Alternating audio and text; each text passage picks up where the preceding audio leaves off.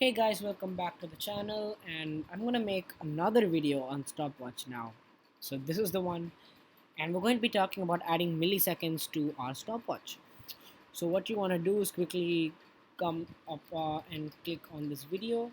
If you just quickly go into this, and you can see that you can download the project right here. So go ahead and click on that,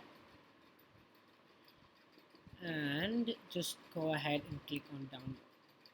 So it's going to just initiate the download, and just click on that, and this is exactly how you'll have it. It's exactly how I have it.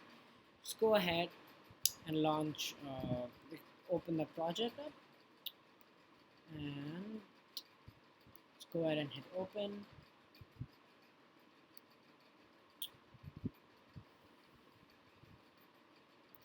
Okay, so here we have the same project.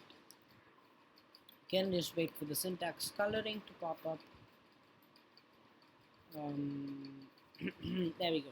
There's a syntax coloring. So we're going to integrate milliseconds in our application, which means it's going to take just a little bit more work. It's not going to be anything too difficult. So head over to the main.storyboard, and what you're going to do now is to actually open up your object library and just drag in another label. And again, we're not going to worry about constraints. So yeah, maybe just put it like that down here because I don't have space up there, and then that's going to be my decimals, and then bump up the font size, and then of course I'll make this ultra light. Where do I do that? Yeah, like that.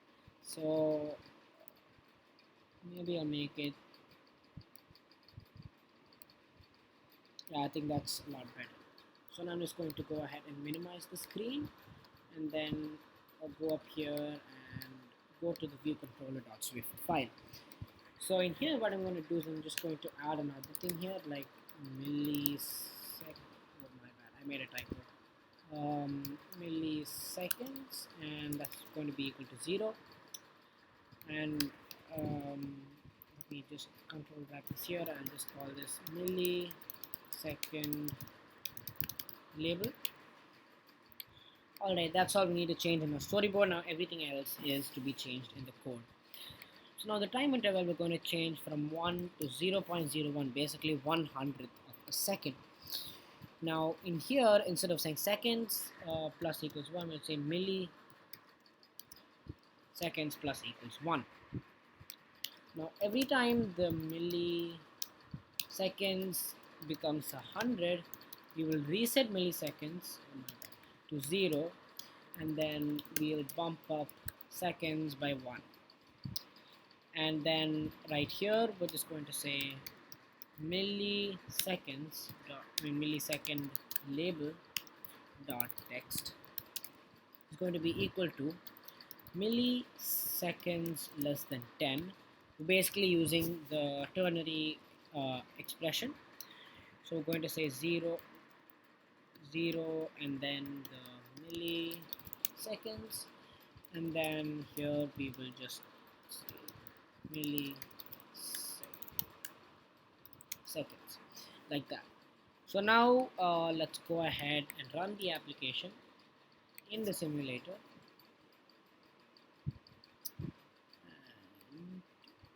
and wait for it to finish building. Build succeeded, and that is our app. Wait for the UI to show up, and let's see if the new milliseconds actually works.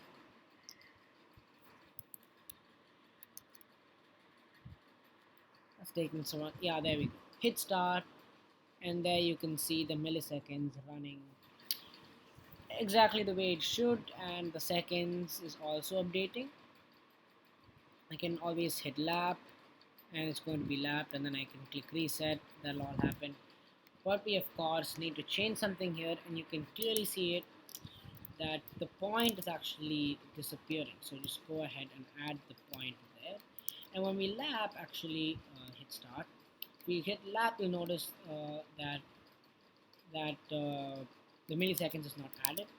Also, if I pause this, the milliseconds also needs to be reset.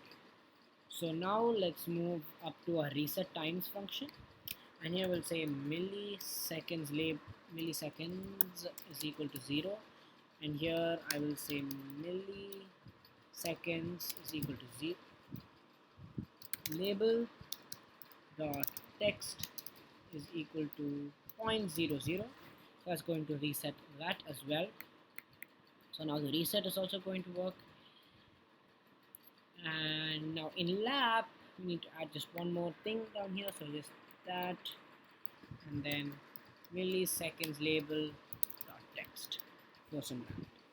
So hopefully now our app should work, except exactly the same, except that milliseconds should now actually show up. So hit start, that all works. Pause, start it again, hit lab. Oh, okay, so we actually have two. Oh, right, my bad, we don't actually need this. And the reason is because the text already has the point in it, so that's going to be no problem now. Hit start again, hit lab, and there we go. That is exactly what we want. So hit reset, everything's back. So that's it. That's how you can integrate milliseconds in your app. And of course, if you wanted to have something like 5 decimal places, all you need to do is to again do the changes we just made. That is to just change up the time interval, and to change this constant, and to add a new label if necessary, and change the lapping feature, and finally reset the new values up here. So I'll add a link to this updated project in the description as well if you just want this project alone.